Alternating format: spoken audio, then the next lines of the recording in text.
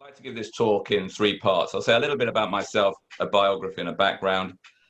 Then the middle part will be my understanding of grandfather's philosophy. And then at the end, we'll just explore those two diagrams that have been circulated, which is the sort of new material that I've worked on recently. So it's important to point out that I'm not going to write an article. I'm not writing a book. I'm not promoting anything. What I say here is the first time I'm saying it. So it's a sort of historical act. We're in the moment and you are participating in that moment. You're helping me to get this message out there. There's almost a spiritual impulse behind it. And I'm grateful to you for being there and for helping me. Now, I was 28 years old when grandfather passed away. I knew him well. And indeed, from the age of about 14 or so, I would visit him regularly by myself. So 1 month my parents would go, the next month I would go. So we had a close sort of relationship and we liked being with each other. In fact, when I got my provisional driving license, the first place I drove to was to visit grandfather. It was that kind of relationship. But I've got two grandfathers, my paternal and my maternal one. And my maternal one was Spanish. He was a professor of chemistry at the University of Santiago de Compostela. He very much lived a sort of intellectual life and I enjoyed being with him. But when I went to visit with him, I was as if it were under the auspices of St. James. And this man himself was a Majorcan from the island of Majorca. And he had a sort of close connection, possibly even a descendancy from the 13th century mystic Raymond Lully. Now, these two grandfathers, they were very similar. They were both widowers, men of letters. They sat in rooms which were full of books. They lived the life of a thinking man. And they both met each other quite often, about 4 occasions, speaking to each other in French. They could also both speak and understand and read German. But they had a mutual affinity for each other. And every time I was with one, the other would ask me about the other. So I had this sense from a very early age of being a go-between. And I still, in a way, feel myself to be that go-between. And so I was between them, holding an imaginative polarity that existed between them. As I say, grandfather passed away when I was 28, and I was his executor with my father. But by then he lived quite a simple life in one room. He didn't have many possessions, but he had a lot of books and papers. And in his will, he had allocated all his books and papers to 4 literary executors. So there was not very much for us to do. The literary executors were responsible for all the papers. And really, at the age of 28, when grandfather passed away, I thought that was it. Grandfather passed and I was moving on with life. Life gets busy. I was getting married, finding a house, having a first child, things like that. Life moves on. But 6 years after grandfather passed away, I had a very, very strong, what I can only describe as a powerful mystical experience. Now, that mystical experience was in a particular moment in time. It was witnessed, and in many ways, it was kind of a correct and appropriate happening. And I just couldn't shake the thought of it. So I was just thinking, what was that about? And I kept relating it back to grandfather. I kept on thinking it had something to do with grandfather. So I started making inquiries. What had happened to the papers? What had happened to the books? Where was the literary estate? And it took me 3 years to make myself known. And one by one, these 4 literary executors, who by then were retired and quite elderly, stood down and appointed me. So 3 years after that, I was appointed as the trustee. So that was 9 years after grandfather had passed away in 2006. But then having conversations with people, I realized that 2006 wasn't just a beginning year for myself. Many other people had started to think about grandfather in 2006. A conference in Germany happened. A course in America started to happen. Somebody dreamt about him in Taiwan and did some projects related to him. A biography which had been stuck finally was published. So many things happened related to Barfield in 2006. It was sort of a beginning time, and I think there was a kind of sense of grandfather in the etheric. And I myself had that sense that in his kind of non-physical life, he was helping me than he ever could do in his physical life. Anyway, I'm now starting that middle section talking about his work, which I find a hard thing to talk about. So I'll start with a question that I asked Grandfather, which is, which of his books should I read? And he said, and this is round about when I was 17, he said, read Saving the Appearances. So at that age, I tried to read it, started reading it, but didn't really get very far. I just couldn't make much progress. But it's taken me until now for it to sink in. And what that book, Saving the Appearances, is really telling us is about is a history of humanity, of the consciousness of humanity. So back in the prehistoric period, so more than 5,000 years ago, the sense of self in the human was very different to the sense of self that we have now. The objective and the subjective were bound together. There was no distinction between objective and subjective. And there was a very different soul quality. In fact, the human soul quality and the soul of the earth were bound together. So humanity and nature were not separate. And in fact, there was an instinctive union between the human soul and the soul of the world. And the soul of the world, indeed, was experienced as a whole. Now, at that time, the divine was experienced as an immanence. So that means that the visible appearance of things and the invisible source of those things were one and the same thing. And hence the title of the book, Saving the Appearances, it relates to this visible appearance and the invisible source. And at that time, the earth was revered as sacred. Now, there's evidence for this in many places, but particularly in language, which was Grandfather's specialism. But we can see it as well in artifacts. So images relating to the goddess and fertility rites, to images of kings being crowned by nature, and also this idea of humanity sitting in the lap of the goddess, of which we have a distant echo in our Madonna and Child image. That's sort of a humanity sitting in the lap of the goddess. And that stage of human consciousness, Grandfather called or termed original participation. That was followed from the early Bronze Age or late Bronze Age, about 4,000 years ago, by a period of withdrawal of participation. And here, the individual human soul starts to separate from the world soul. The consequences of that is that there's a comprehension of the divine shifts. It shifts from being one of immanence to one of transcendence.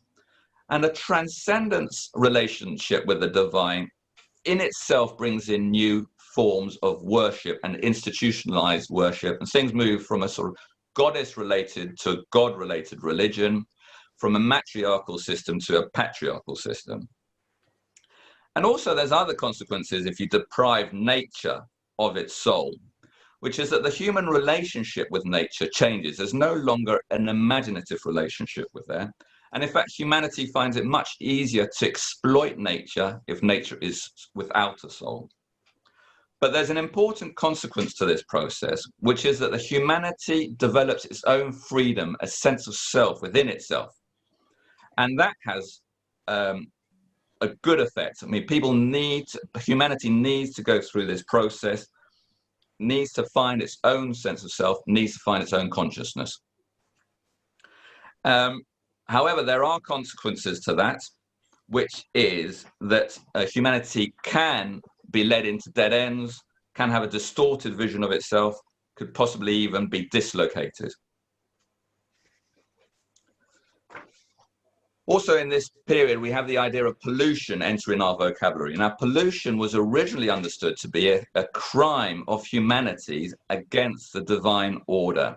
And the way to restore pollution was to introduce harmony into nature.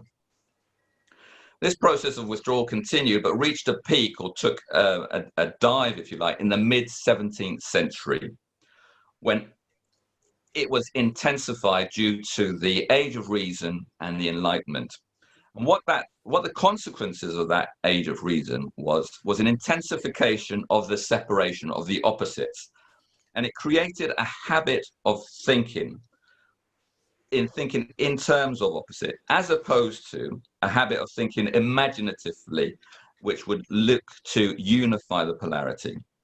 So we had an internalization and a dualism increase. And the way out of that is to find a non-dualistic way of thinking. Grandfather felt that there was a virtue of not knowing. So not knowing was a necessary virtue in terms of the practice of imagination. And I actually think that humanity is still in this stage of withdrawal, but we're towards the tail end of it now. So to put a timescale on, perhaps we've got another 1,000 years or so of this period before we move towards what Grandfather calls final participation. And that's a moment when we're bringing back the human soul with the soul of the world. So we're looking then at a new level of consciousness achieved through imagination, brought about by a poetic union where there's a participation of humanity in nature consciously and imaginatively. And our inner nature is free to unite with our outer nature. In this state, humanity and nature would find a mutual affinity, which would be a manifestation of the sacred. And here, in this stage of final participation, there would be a reunion of the sacred with the sacred world, sustained by our courage and passion for the imagination. Now, I've used this word imagination a lot, and I think that needs to be unpicked a little bit. A lot of people struggle with imagination. Some people don't have imagination. Some people are put off by the word imagination, but it's a soul quality. And there are 3 soul qualities. It's a stepping stone. So we could start almost with intuition. Intuition is a word that much more resonates with people. People do feel they have an intuition, and they themselves rely on their intuition. But intuition is a soul quality. To build on that, you then have inspiration, which is the word says it's the spirit coming inwards. And a lot can be said about that and has been said. And building on that, we then have imagination. So when I use the word imagination in this sense, we're using it in this soul quality sense, which builds, it comes from inspiration, which comes from intuition. But those 3 words, they have a kind of rhythm to them. So intuition is an active function. You intuit something from the inside going out. Inspiration, you receive it from the outside coming in. It's a passive. And then imagination, you then again go outwards from the inside. So here you have a rhythm of active, passive, active. And this is one of Grandfather's key ideas, this rhythmic alteration. And also, the future of humanity depends on how we imagine. It cannot be underestimated. What we imagine and how we imagine will determine our future. Now, many people have said, oh, yes, I know Grandfather. I know he says important things, but he's difficult. He's too difficult. I haven't tried him because he's too difficult. And I understand that. I sympathize with that. I found him difficult too. But he's not too difficult. It only takes a little shift, possibly in perspective, or possibly an aha moment or an understanding of 1 or 2 things. And suddenly you kind of get it. And once you've got it, it's actually quite easy. It's not difficult. And 2 things that Grandfather does to make it easy for us is the way he writes. He writes with a certain gentleness. He doesn't force his points. He makes it quite easy for you to understand and quite easy for you to then apply that imagination that he's so passionate about so that you too can get it. The other thing he does is he puts down markers. So he lays down his markers so that you can understand certain terms. He names terms, and we've already seen a few there, with original participation, final participation being some of those markers. There's one term that I particularly like, which is the unresolved residue of positivism. So for years and years, I knew Grandfather had this phrase, the unresolved residue of positivism, but I never really understood it. What does it mean? I now think I've understood it, and what he is he's attacking positivism. So positivism is this way of thinking which is rationalistic, scientific. It's, if you like, justified by the science. It's excluding all else other than the rational way of thinking. So it's excluding an imaginative way of life. And the Inklings as a group, what they had in common, what they were, was a sort of task force fighting positivism. And grandfather was the arch champion in that fight. So he was the arch anti-positivist. So much so that he went out of his way to name the enemy. So he named what he was fighting, and he named it as positivism. Positivism has taken us down a number of blind alleyways or dead ends, if you like, which has ended up in a bit of a sort of tangled mess, which grandfather calls a mess of abstractions. So we are currently in a mess of abstractions caused by a positivist way of thinking. And that kind of, the result of that mess is the residue. Hence you have the residue of unresolved positivism. Right. Now I'm going to move on to the first diagram, which is this one. Hopefully you've all got it. And I put this diagram out there because I'm not going to write about it. I'm not going to say anything about it other than what I'm saying here. But if anybody knows anybody that can write and say things, then you're free to use these diagrams as you wish. Just please contact me beforehand. And looking at this diagram, which is what I'll be doing now, we're looking at the first vertical axis. So the two polarity points are body and spirit. But the connection between body and spirit is the soul. If you like, the soul is that bridge between the body and spirit. So you have the two contrasting extreme points of polarity and the soul, which is the middle, the bridge between the two. That's a threefold way of looking at the human being. So the human being was made up of these three components. And that was generally understood to be the way humanity was made up until the year 869 AD, 869 AD. Because then, at the Fourth Council of Constantinople, the church fathers, in their wisdom, decided to abolish the spirit. Now, what that meant institutionally is that what the church taught was that the human body was no longer a threefold being, but was reduced to being a twofold being. But what it meant in practice is that one of the footings of this bridge that the soul was reaching was taken away. So the soul was denied its ability to participate in the spirit.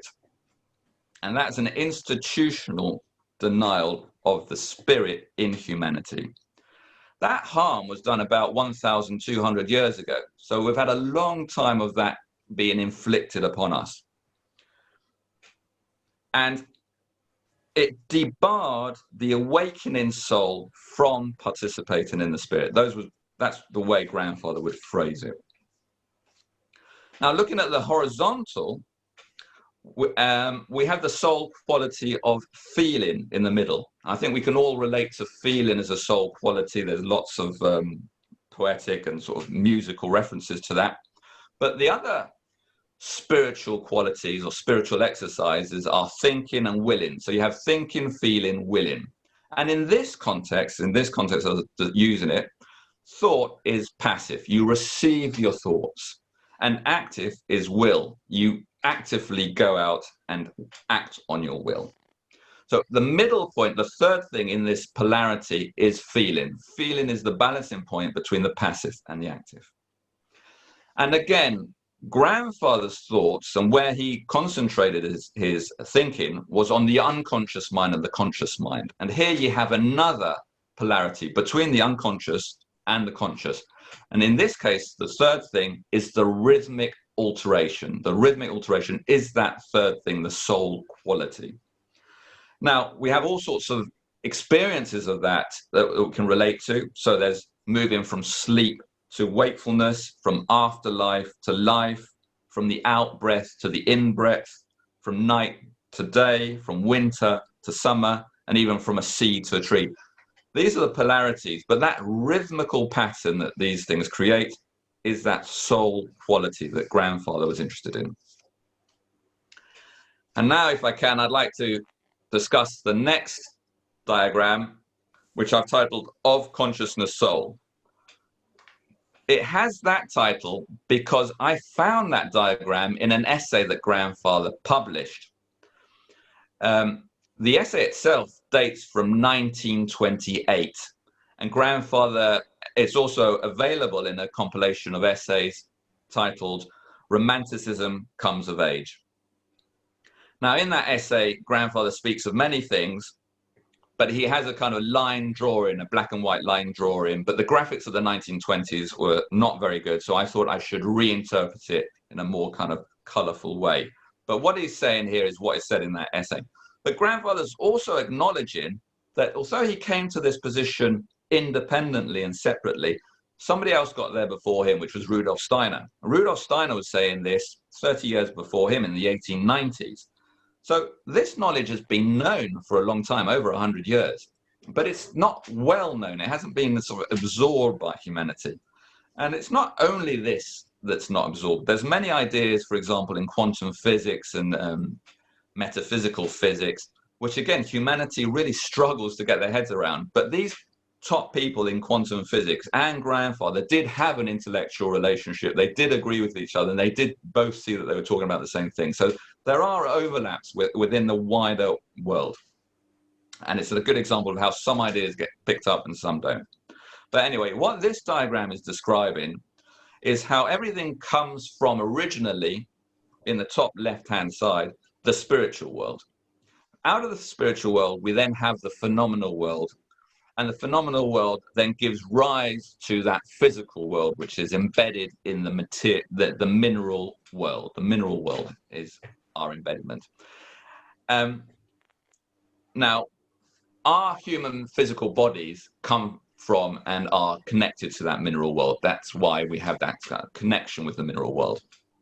But these human qualities and the human bodies come over in waves. And the next wave to build that body, if you like, is the etheric body. And humanity shares that etheric body with the plant kingdom. And when we're talking about the etheric body, we're already into a kind of a historical period now. We're talking about the older stages of humanity, but within a historical period and recorded history. Grandfather called it the ancient Indian period. And that is appropriate because there are still echoes of that within the cultures and civilizations of India. So that respect for nature, for the vegetation, for the vegetarian diet, the connection to ways of being in India, have an echo of this previous time when the etheric body was lived through. That was followed by the next wave, the astral body, and humanity shares an astral body with the animal realm. And so it was when we were living in our astral body primarily that we then had a connection with the animal world. We were able to start farming and animal husbandry and looking after animals and using animals to our advantage. And of course, this period is documented in the crescent of civilization where farming started and is named the ancient period, the ancient Persian period.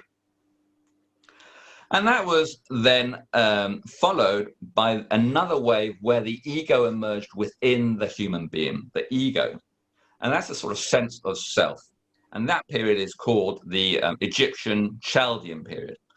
It's appropriate that when we start thinking of prehistory, we really start with this Egyptian period. We look at the Egyptian period. That's because humanity first had its sense of self in that Egyptian period. And what was happening then is the ego that had just manifested itself was working through a body. And the closest body it had to it was the astral body, which had just been in the previous stage. So in that period, you had the ego working through the astral body, which gave a certain soul quality, which is named the Sentient Soul.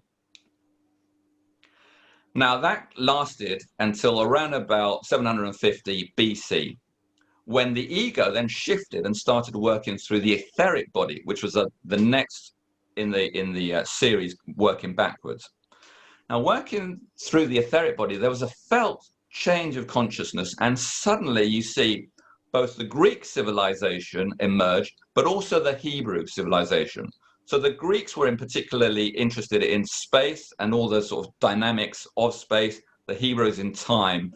And these two civilizations brought themselves together and brought us kind of what we start to understand as the beginning of Western thought.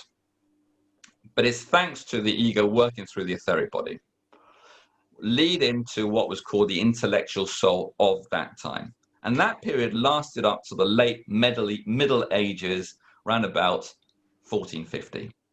1450, something new happened, which was the ego shifted to working through our physical body. And we're in this stage now, the consciousness soul. This is where we are now. So we feel things through our physical body. We live through our physical body. We have a relationship with the physical body. Everything is physical in this consciousness stage that we're in. And grandfather would say that the way out of that, the way to the next stage, is through the imagination. So we're looking to have imaginative qualities applied to the soul to move us to the next stage, when the ego can then again start working through the astral. And so it continues. The next stage after that, the ego will again work through the etheric, but this time it's working within the spiritual realm, within the spiritual principles, rather than on the way down when it was working on the more human levels, human principles. And the final stage, again, the ego will be working through the physical principles to create spirit man. And there's also a relationship. It's almost a mirroring from the way down to the way back up. So at both stages, the astral body is matched with the astral body, the etheric with the etheric, and the physical with the physical. And just going back to the consciousness soul stage, there was a felt change of consciousness with the Renaissance. So ever since then, humanity has taken on a new direction. Now, what this diagram demonstrates or illustrates is very much what grandfather's trying to explain in that book, which I refer to, Saving the Appearances. So this Saving the Appearances gives this picture as well. And the U shape that's been created is a turning point in time. And what is that turning point in time? What caused that turning point in time is the incarnation of Christ. So when that happened, when that historic fact happened, there was a reversal of perception. So instead of the heart being enlivened by images coming from a source outside of itself, it turned to a heart that enlivens images from a source within. Now, I just want to conclude with a couple of phrases. And one is to say what I think grandfather would say, which is that the evolution of the earth and the evolution of human consciousness are in reality one and the same process, and that nature and humanity are inextricably linked on their future path. So where we go is very much determined by us. Thank you.